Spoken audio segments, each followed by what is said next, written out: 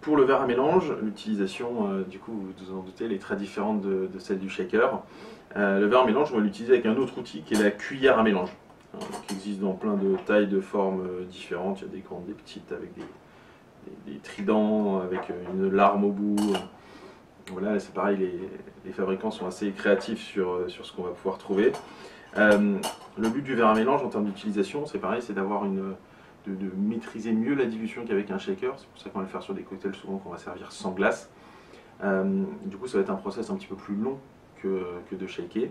Et donc on utilise cette cuillère qui va nous permettre de venir à l'intérieur du verre, créer un mouvement circulaire. Donc on remplit toujours son verre à mélange de glace, hein.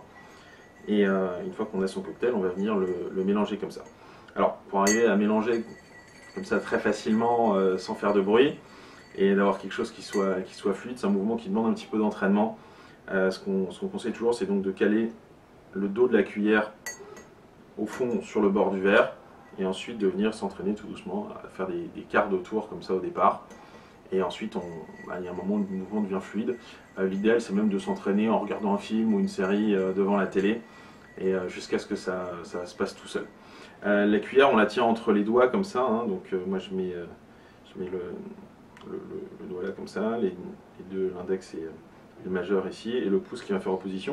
Et le mouvement, il vient vraiment juste du poignet. C'est un mouvement très fluide. Voilà, ça c'est juste de l'entraînement.